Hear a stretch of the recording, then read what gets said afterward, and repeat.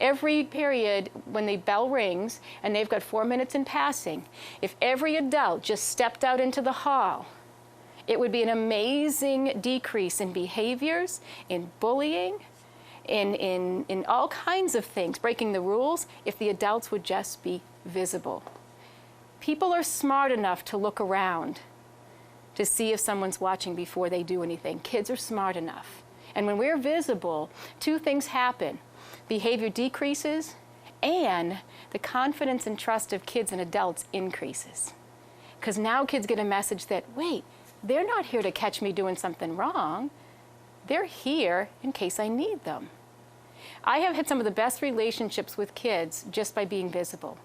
Kids who come up and ask me for help because they've seen me. They don't even know who I am, but they've seen me. That's the kind of climate that I want in my building, is to be there for you.